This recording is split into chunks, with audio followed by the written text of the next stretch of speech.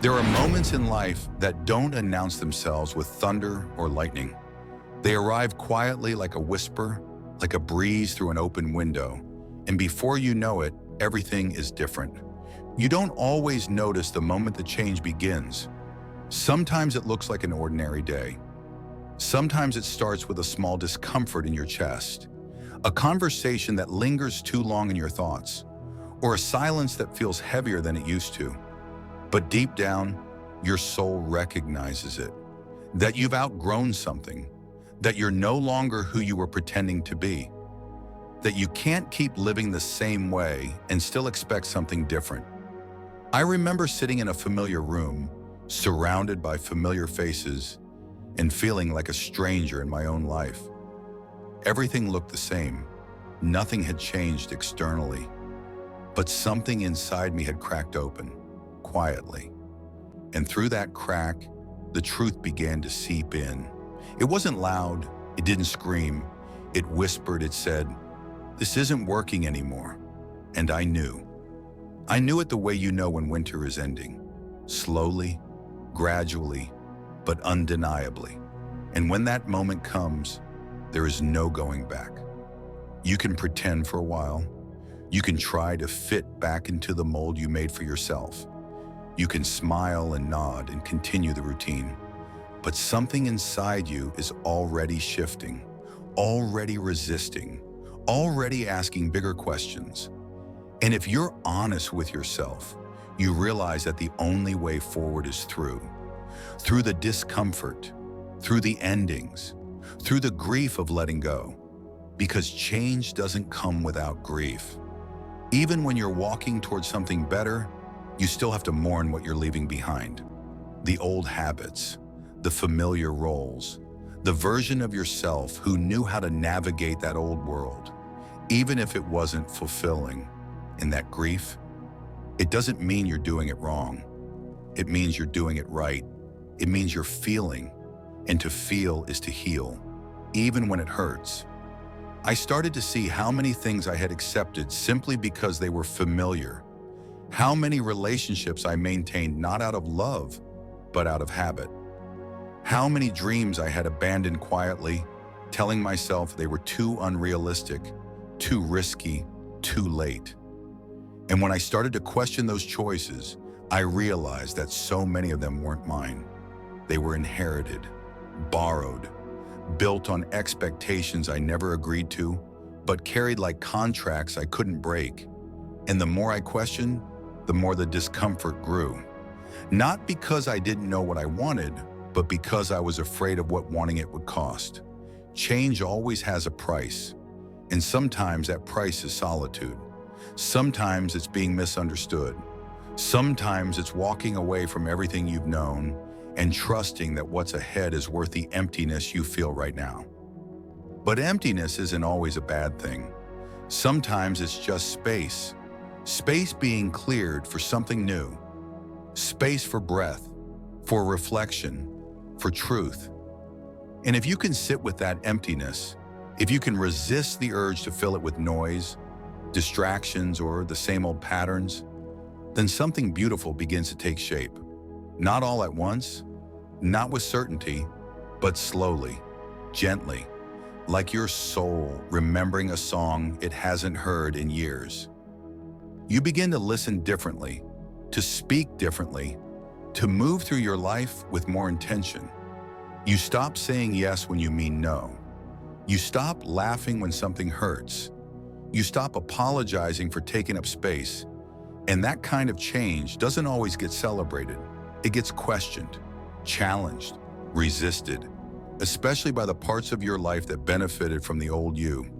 And you will be tempted so many times to go back, to shrink, to simplify, to silence yourself for the sake of peace. But eventually you'll realize that true peace never asks you to abandon yourself, that any version of love that requires you to be less than you are is not love at all. And in that moment, something inside you hardens, not in a bitter way, but in a grounded way, like the earth after the storm, wet, shaken, but ready for growth. You'll start making decisions that don't make sense to others. You'll cancel plans without guilt. You'll walk away from conversations that feel forced. You'll stop explaining yourself to people who aren't really listening, and instead you'll redirect that energy inward, toward your healing, toward your alignment, toward the parts of you that have been waiting so patiently for your return. And the more you return to yourself, the more the world begins to shift. Not because the world changed, but because you did. Your energy speaks before your mouth does now. Your presence is sharper. Your silence is heavier.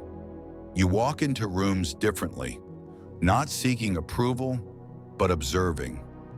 Not waiting to be chosen, but deciding. And that energy, it's magnetic. It attracts what aligns and repels what doesn't. Naturally, effortlessly, without you having to force anything. But the process is messy.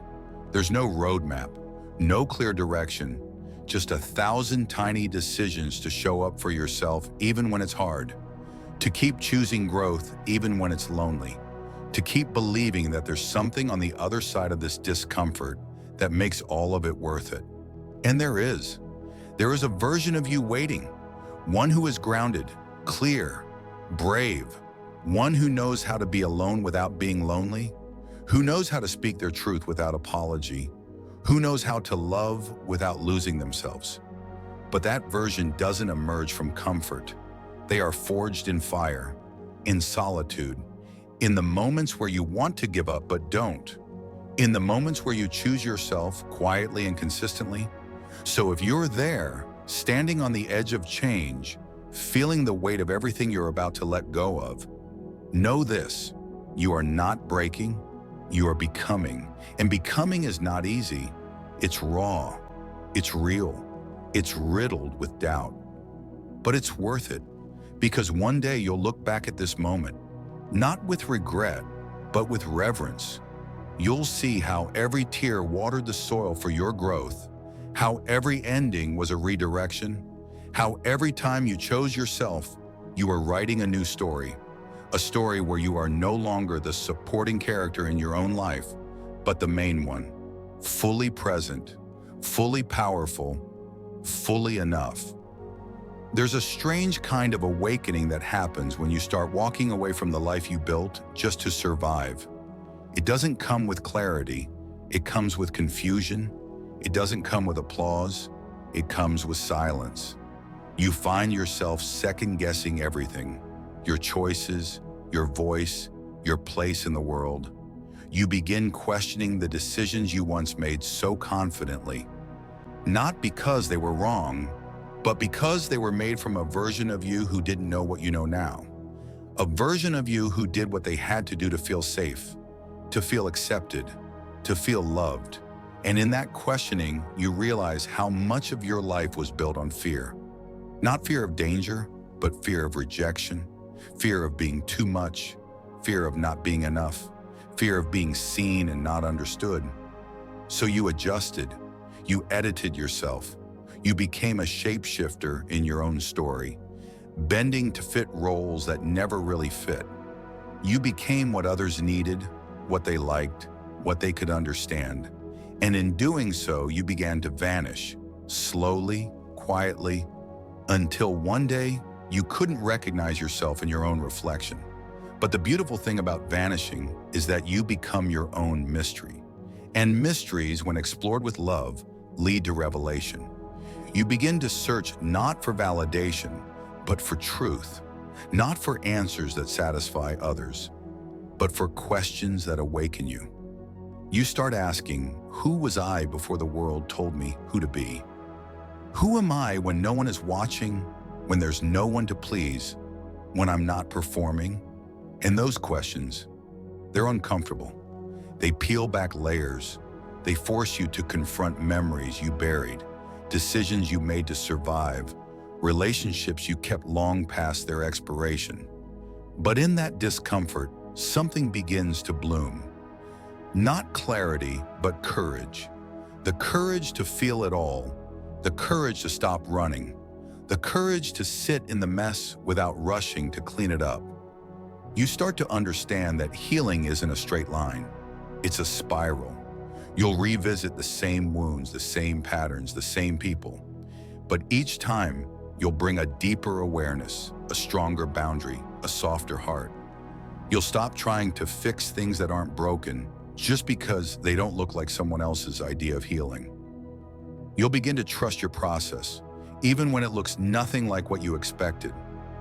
There will be days when you want to go back, when the familiar feels more comforting than the unknown, when you miss the chaos, not because it was good, but because it was predictable, and that's okay. Longing for the familiar doesn't mean you're failing. It means you're human. Change doesn't require perfection. It requires permission. Permission to be messy. Permission to doubt. Permission to fall apart as many times as it takes to come back together. And as you grant yourself that permission, you begin to reclaim your voice. Not the one that speaks for applause, but the one that speaks for truth. You stop filtering yourself for comfort. You stop shrinking for approval. You start expressing, not impressing. You start sharing, not oversharing. You say what you mean, and you mean what you say.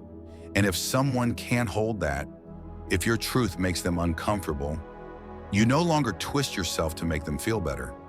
You begin to live with intention. You wake up and ask, what do I need today? Not what do they need from me? You move slower. You listen more. You take pauses between decisions. You no longer rush to fill space or explain your silence. The more you begin to trust yourself. And self-trust? That's the foundation of everything. It's what keeps you grounded when the world spins. It's what holds you when people leave. It's what carries you through the storms that used to break you. You don't need to be certain all the time. You just need to be connected to yourself, to your intuition, to the part of you that always knew the way home, even when you forgot. And once that connection is strong, the outside noise begins to fade. You stop chasing people who ghost you. You stop explaining yourself to people who don't listen.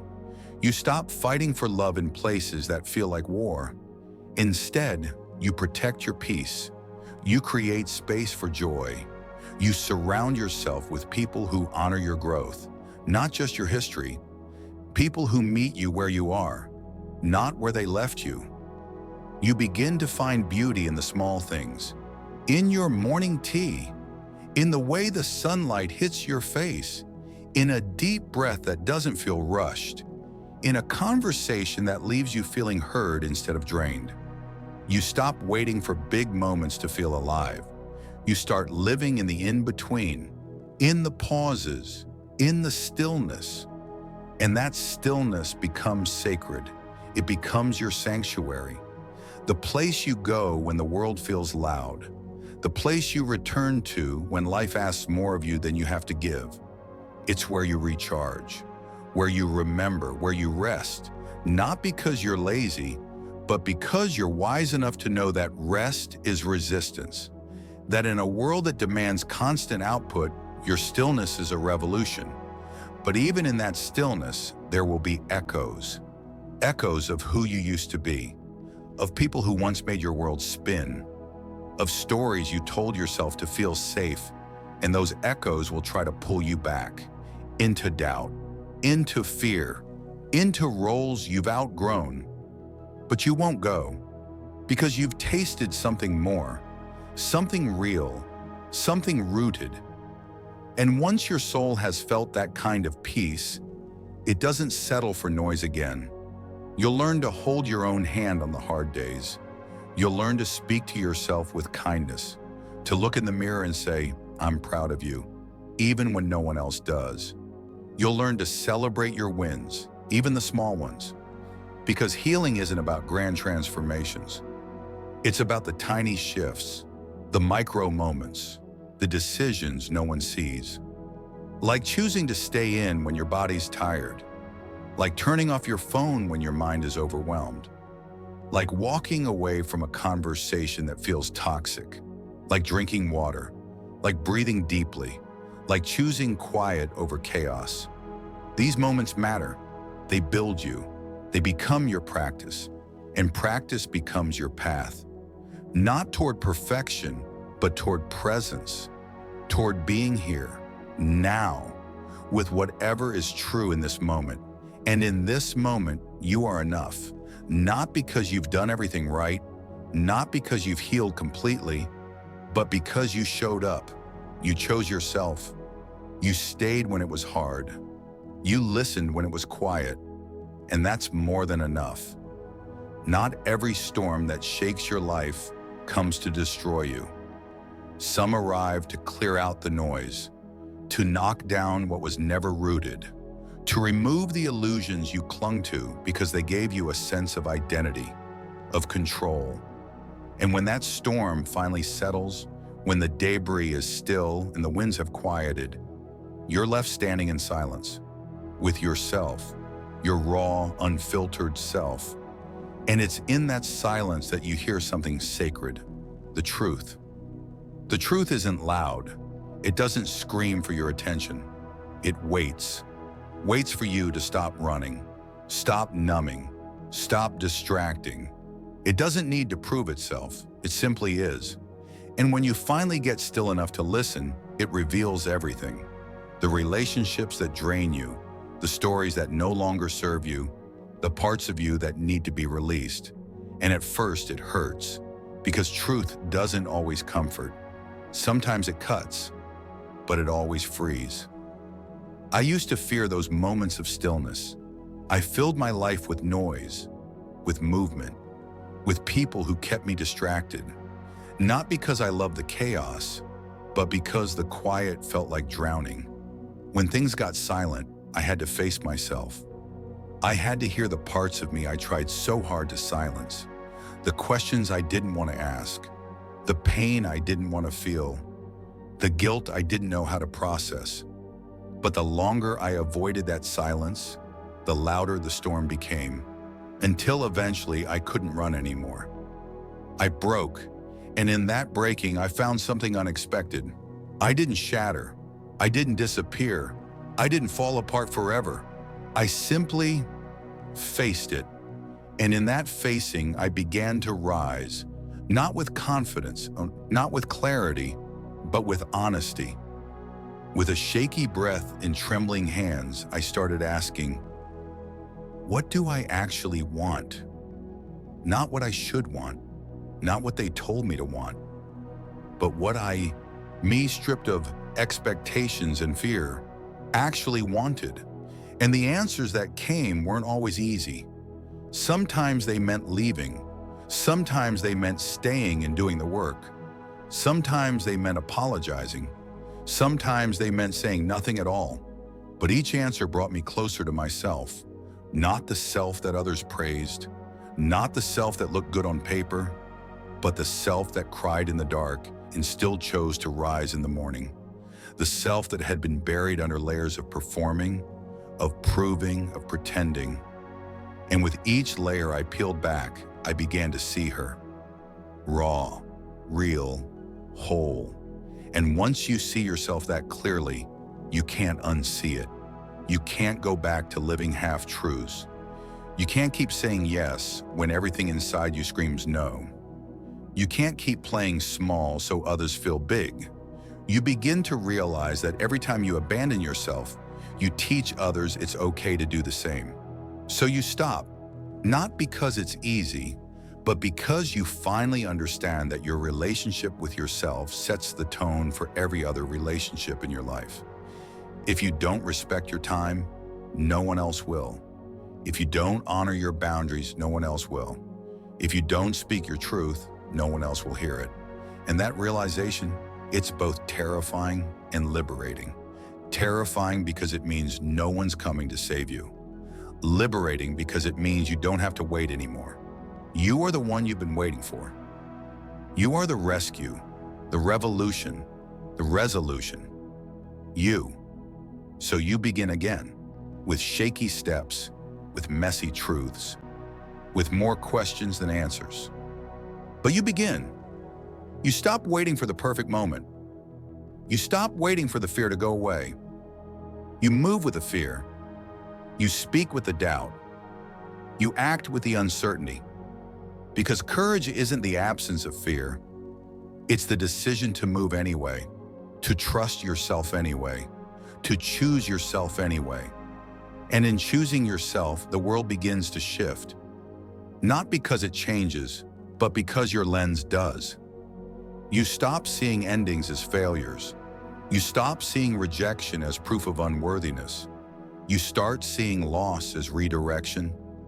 You begin to understand that life is not happening to you. It's happening for you. Every heartbreak, every silence, every detour, it's all shaping you, refining you, guiding you back to yourself. You start to forgive, not because they deserve it, but because you do. Because carrying resentment is like drinking poison and expecting them to suffer. Because forgiveness isn't saying what they did was okay. It's saying you're done letting it define you.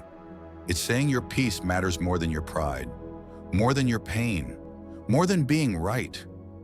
You forgive yourself too, for the times you stayed too long, for the moments you didn't speak up, for the years you spent trying to be someone else. You stop punishing yourself for doing what you had to do to survive, and you start thanking yourself for getting through it, for showing up, for holding on. And in that self-forgiveness, something softens. The grip of shame loosens. The weight of regret lifts. You begin to breathe differently, to move differently. You begin to see beauty in places you once overlooked. You start to laugh again, not because everything is perfect, but because you finally feel free. And freedom doesn't always look like joy. Sometimes it looks like solitude. Like choosing a quiet evening over a crowded room. Like ending a conversation that doesn't feel safe. Like walking away without closure. Like crying in your car and then fixing your crown and going on anyway. That's what strength looks like. Not perfection, not power over others, but presence with yourself. The ability to sit with your pain without needing to escape it. The courage to tell the truth, even when your voice shakes. The wisdom to know when to speak and when to walk away.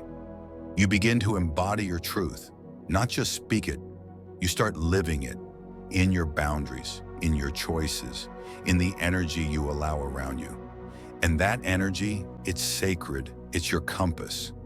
And when you follow it, life begins to unfold in ways you never imagined. You meet people who see you, not the mask, not the performance, but the real you.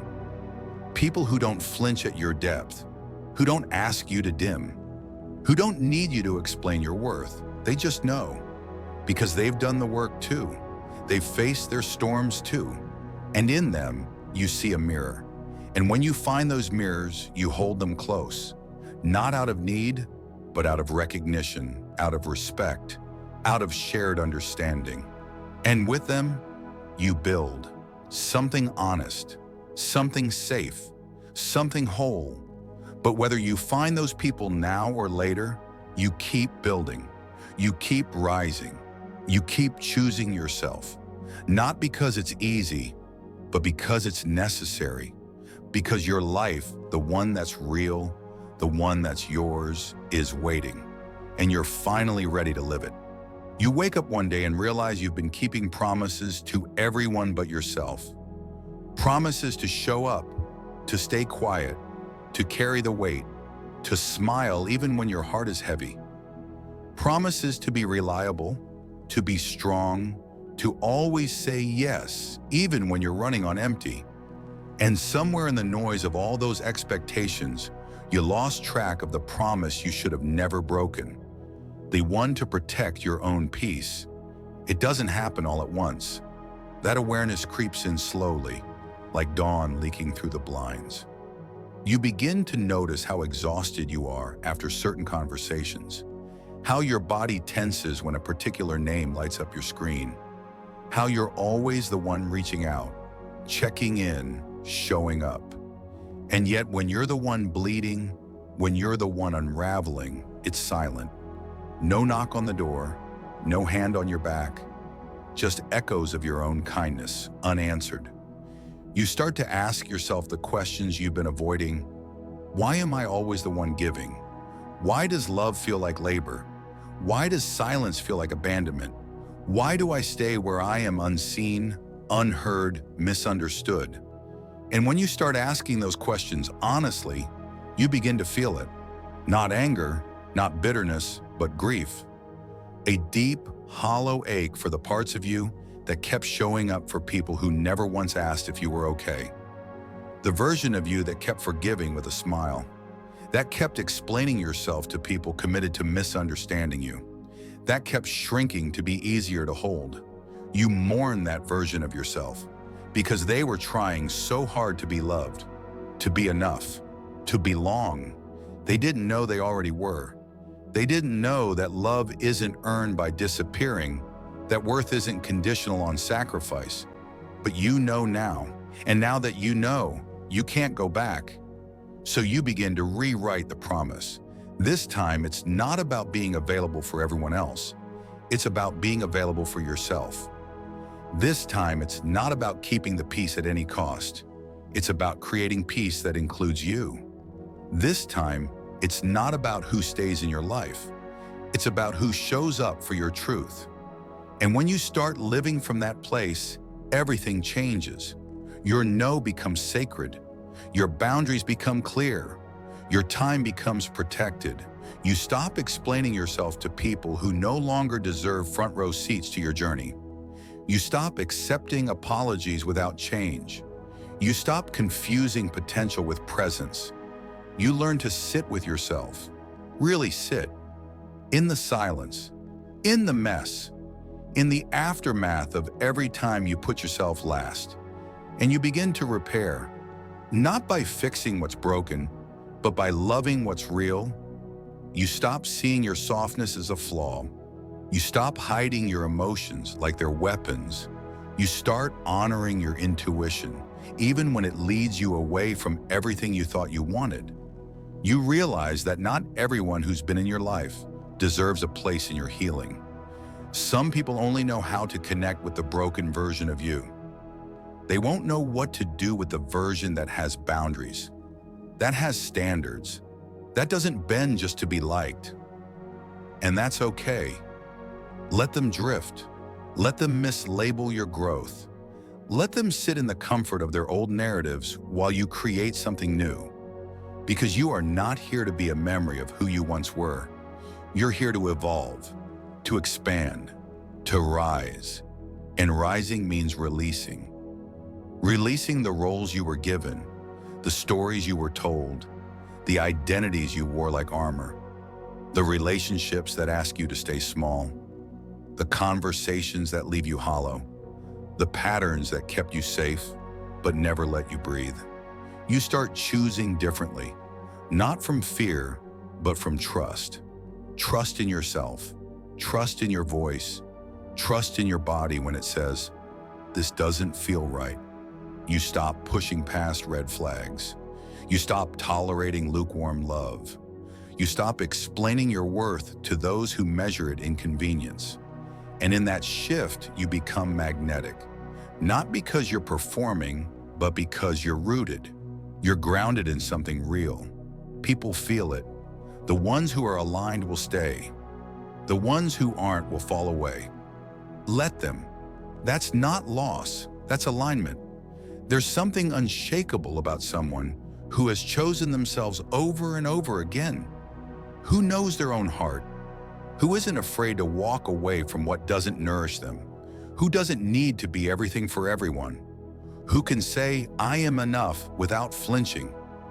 You become that person, not in a single moment, but in 1,000 tiny choices. Every time you say no to what drains you, every time you say yes to what heals you, every time you honor the whisper that says, "This isn't it," even when everything around you is telling you to stay. And yes, there will be days when it hurts, when the silence feels sharp, when you miss the familiar, even if it was heavy.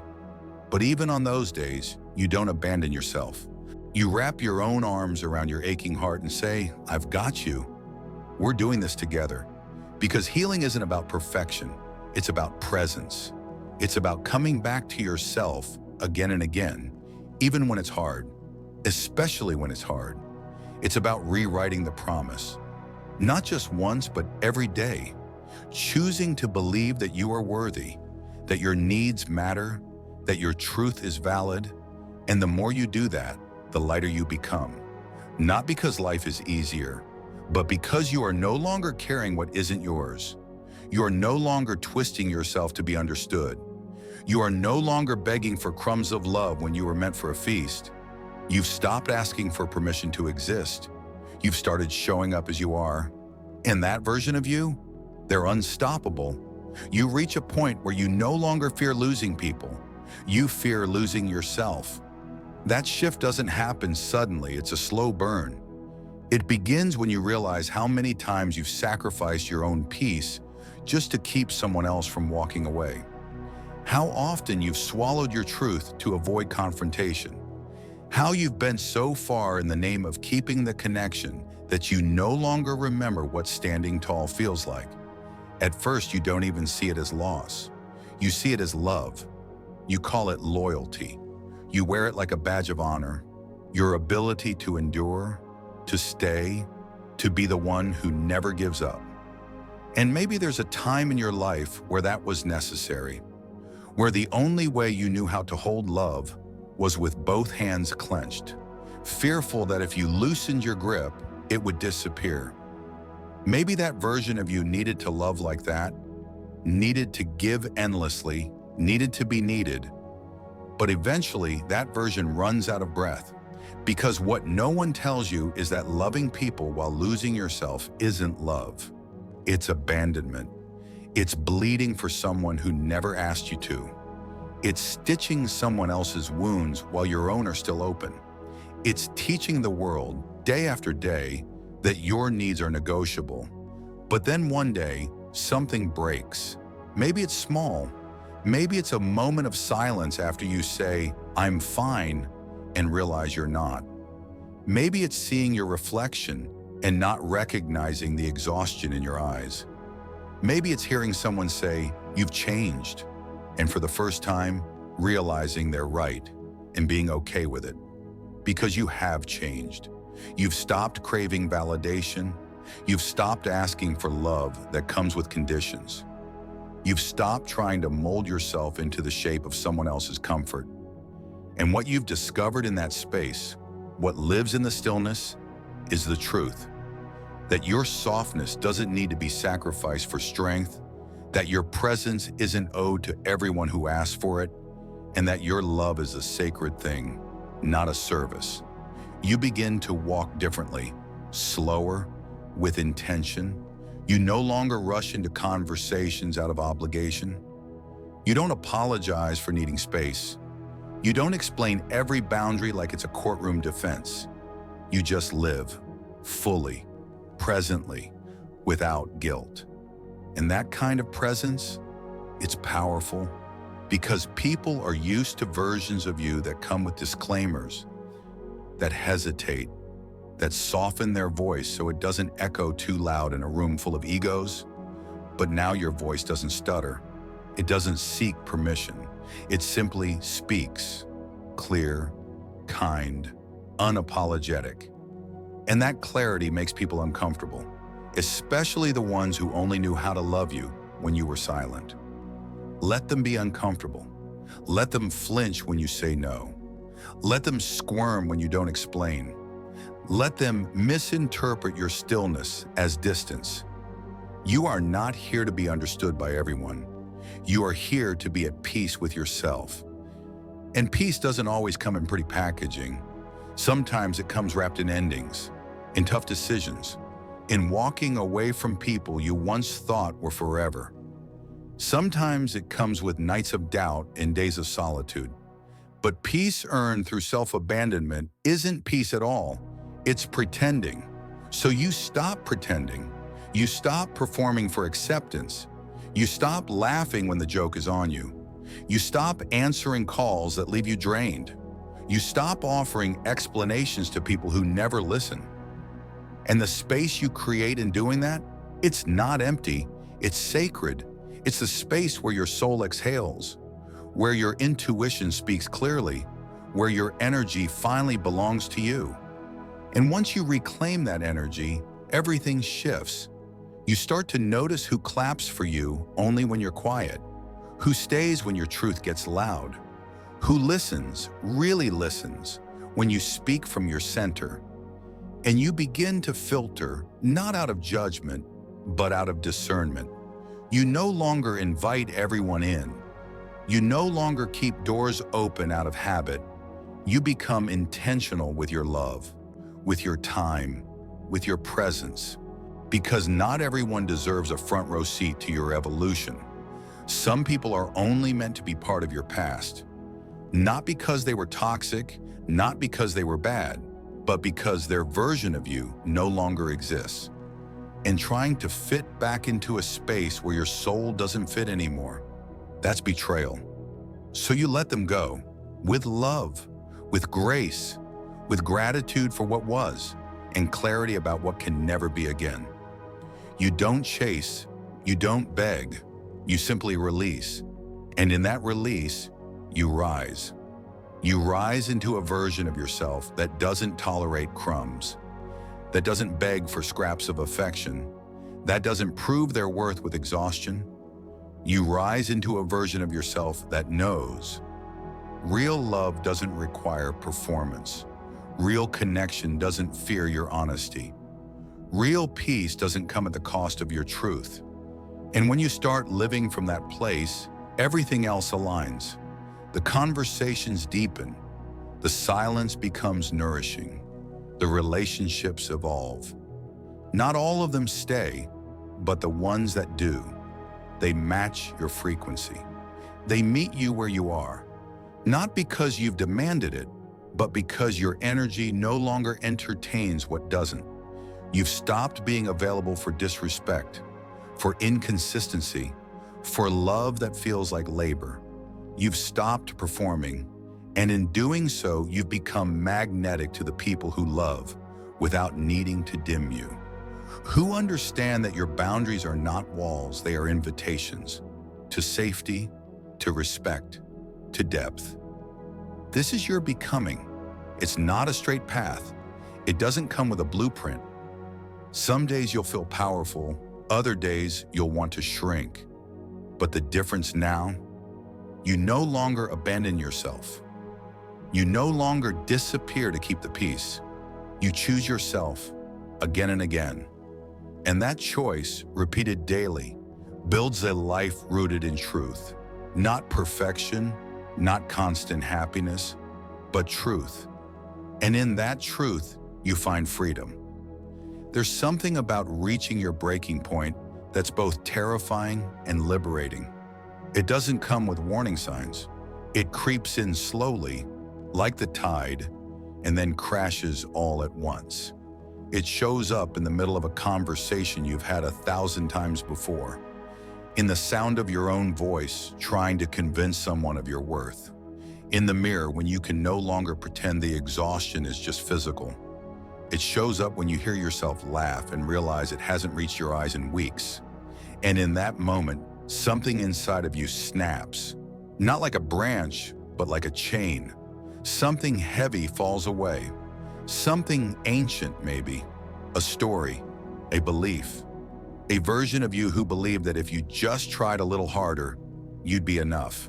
That if you were just a little quieter, a little more forgiving, a little less complicated, everything would fall into place. But it didn't. It never did. Because no matter how much you bent, it wasn't enough. No matter how much you tolerated, it wasn't enough. No matter how much of yourself you gave away in tiny pieces, it was never enough to make someone stay who wasn't meant to. Never enough to make someone see you who refused to look. So you stop. Not because you're giving up, but because you're waking up. You stop chasing people who only turn back when they feel you slipping away. You stop explaining your heart to people who listen only to reply. You stop editing your truth for audiences that were never going to stay through the whole story. And when you stop, the silence is deafening. At first, it feels like loneliness. It feels like abandonment. But slowly, it starts to feel like space. Space to breathe. space to think, space to feel the things you buried beneath the noise. And in that space, you find a whisper, the one you've been ignoring, the one that says you deserve more than this, more than being tolerated, more than being kept around out of convenience, more than being chosen only when it's easy. You deserve love that is whole, that is honest, that doesn't require you to vanish to be accepted. And maybe you haven't known that kind of love yet. Maybe everything you've been taught about love was rooted in sacrifice, in endurance and suffering. Maybe you learned that love meant losing yourself, that the more you gave up, the more worthy you became. But that's not love. That's performance. That's survival dressed up as connection. Real love doesn't feel like drowning. It doesn't feel like shrinking. It doesn't ask you to prove your worth with your silence. Real love holds space for your whole self, the loud parts, the soft parts, the parts that are still healing. Real love doesn't flinch when you speak your truth. It leans in, it listens, it learns. But before you can receive that kind of love, you have to give it to yourself. And that's the hardest part, because it means unlearning everything you were told. It means forgiving yourself for believing that crumbs were enough. It means showing up for yourself on the days when your reflection feels foreign, when your voice feels too loud, when your needs feel like burdens. You learn to stay with your sadness, with your joy, with your confusion, with your pain. You learn to sit in your own presence without trying to escape, without numbing, without performing. And it's in that staying that healing begins, not with answers, but with honesty, not with clarity, but with compassion. You stop asking, why did they leave? And start asking, why did I stay? You stop wondering what was wrong with you and start wondering why you believed you had to be fixed in the first place. You stop trying to become what they wanted and start becoming who you were always meant to be. And who you are, you're not too much. You're not too sensitive. You're not too emotional. You are layered. You are deep. You are human. And if someone can't meet you there, that doesn't mean you need to become less. It means they weren't meant to stay. So you let them go, without anger, without bitterness, without needing closure. You let them go the way trees let go of leaves, because it's time, because holding on is no longer sustainable, because new life can't grow while you're still clinging to what's dead. You begin to understand that healing isn't about never hurting again. It's about creating a life that holds space for the hurt without letting it define you. It's about building routines that nourish you, surrounding yourself with people who see you, speaking to yourself with gentleness, even on the days when you're not sure you believe your own worth. And there will be days like that, days when you feel like you're back at the beginning, when the old stories start to whisper again, when you miss the familiarity of what you've outgrown. But even then, you stay. You stay with yourself. You hold your own hand. You remind yourself that growth isn't linear, that healing doesn't mean forgetting, it means integrating. You start creating boundaries that aren't punishment, but protection. You stop over-explaining, you stop proving, you stop performing, and you begin to trust that the people meant for you will never ask you to shrink to fit into their lives. They'll meet you in your fullness. They'll match your honesty. They'll respect your boundaries, not because they have to, but because they want to, because that's what love looks like when it's real. But until that love arrives, you become it for yourself. You become your own safe place, your own advocate, your own sanctuary. You stop waiting for someone to rescue you and start building the life you deserve, brick by brick, breath by breath. You show up for yourself, fully, fiercely, faithfully. And in doing so, you become unstoppable, not because you never fall, but because you always rise. Not because you're perfect, but because you're present. Not because you have all the answers, but because you're finally asking the right questions. Like, what does peace feel like in my body? What does joy taste like when I'm not chasing it? What does it look like to be free? And slowly, you begin to answer with your choices, with your silence, with your becoming. There comes a time when your silence is no longer submission, it becomes your statement. Not because you're afraid to speak, but because your peace now speaks louder than any explanation ever could. You stop reacting. You stop defending. You stop wasting your breath on people who are committed to misunderstanding you. That shift is subtle, but it changes everything. Because you finally understand that your energy is a currency, and not everyone deserves to spend it. This version of you doesn't raise their voice to be heard. You don't need to. The way you carry yourself, the way you exit a room without a scene, the way you no longer entertain what once consumed you, that's the language now. A language not everyone understands, but one you now fluently speak. You no longer care to be right. You care to be real. You don't argue with people just to make a point. You don't repeat yourself to prove you're telling the truth. You don't try to fix what keeps breaking just because you used to call it home. Because now, you understand that anything that costs you your peace is too expensive, no matter how familiar it feels. And it wasn't always like this. There was a time when you tolerated too much. You mistook chaos for passion, tension for connection, and pain for purpose. You thought the depth of your love would somehow heal what was never yours to carry. You made excuses. You rationalized red flags. You stayed long after your spirit left the room. You kept showing up for people who treated your love like a convenience store, only visited when it was late and they had nowhere else to go. You learned how to dim your light just enough to avoid intimidating them. You learned how to laugh when the jokes cut deep. You learned how to hold space for everyone but yourself.